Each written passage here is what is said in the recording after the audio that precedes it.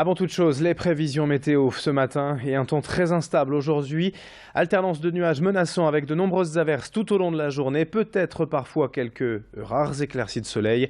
Attention également au vent, souvent fort en rafale aujourd'hui. Les températures, elles sont stables avec 9 degrés pour les maximales. Tout cela, on en reparle bien sûr avec la météo complète après le journal. La première image à la une de cette édition aujourd'hui, c'est donc l'installation du nouveau conseil régional à Lille hier. La première séance de la grande région Nord-Pas-de-Calais-Picardie et sans surprise, le leader des Républicains, Xavier Bertrand, a été élu président dès le premier tour avec 116 voix, alors que les 54 élus Front National se sont abstenus.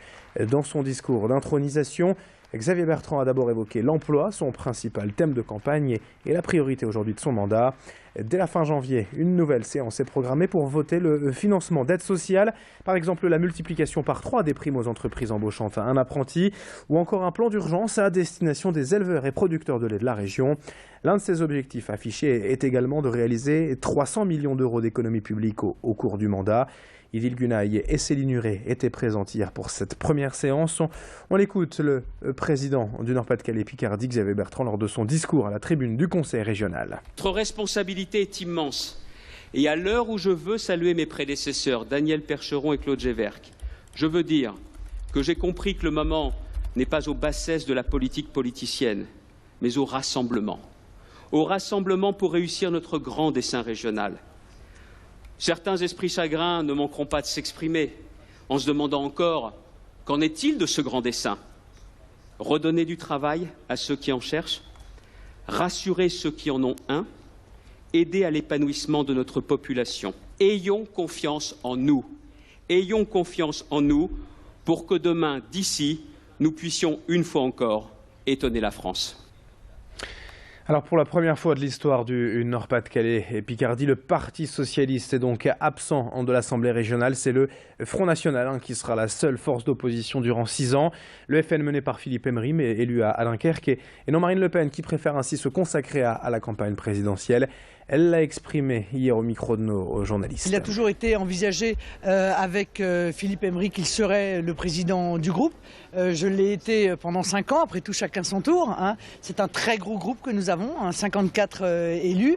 Et par conséquent, il avait émis le souhait d'être président de groupe. Moi, ça me va très bien. Ça me laissera un peu plus de temps pour pouvoir me consacrer à ma campagne présidentielle. Oh, mais je n'ai pas besoin de la digérer. Vous savez, moi, je suis une combattante politique. Je me bats pour des idées. Par conséquent, lorsque nous gagnons, eh bien, évidemment, je m'en réjouis. Et lorsque nous perdons, eh bien, nous continuons à nous battre. Voilà, nous sommes déjà la tête dans d'autres échéances qui sont des échéances qui vont arriver très vite. Autre image politique ce matin avec les vœux de Martine Aubry hier à la mairie de Lille. Une cérémonie rapide et efficace sans passer devant la presse.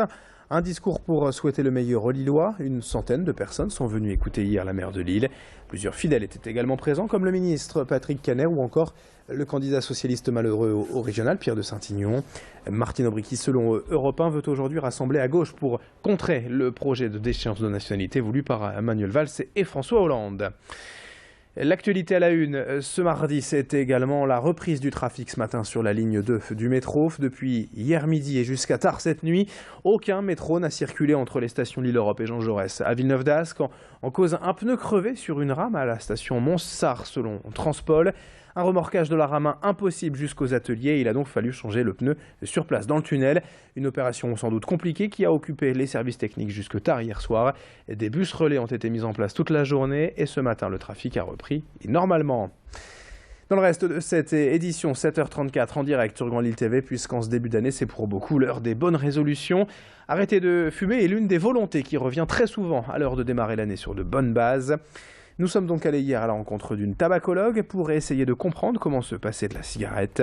Le plus important peut-être est de changer ses habitudes, d'en créer en fait de nouvelles afin de réduire la dépendance à la nicotine. Aujourd'hui, les fumeurs peuvent appeler certains numéros verts pour se faire aider et conseiller. L'idéal est même d'aller directement rencontrer un tabacologue. Et c'est au CHR Calmette de Lille que Xavier Silly est allé et demander conseil auprès du docteur Corinne Vanni-Meus. L'idée, c'est pas que ça soit difficile. L'idée, c'est que les gens puissent arrêter de fumer de façon durable et qu'ils se sentent bien dans leur vie de tous les jours, malgré l'arrêt du tabac. Et donc, il faut se lancer. faut essayer et puis voir un petit peu comment ça se passe. On est là pour les aider, donc on est là aussi pour les revoir s'il faut. C'est pas une consultation, c'est éventuellement un suivi uniquement si les gens le souhaitent, bien sûr. Et donc le suivi permet un sevrage beaucoup plus facile. Pour terminer ce journal, un mot de sport et de football avec le tirage au sort des 16e de finale de la Coupe de France effectué hier soir. Alors d'abord, le LOSC affrontera Trélissac en Gironde. Trélissac, une équipe de CFA de 4e division. Boulogne affrontera Lorient à domicile, autre équipe de Ligue 1 pour un club régional. Chambly, équipe de l'Oise en Picardie, puisque l'on parle du Nord-Pas-de-Calais Picardie désormais. Chambly contre Lyon, Boulogne face à Lorient et Trélissac contre Lille. Ce sera les 19 et 20 janvier prochains. Fin de cette édition, dans un instant à suivre la météo et l'infotrafic. Très bon réveil à toutes et à tous sur Grand Lille TV.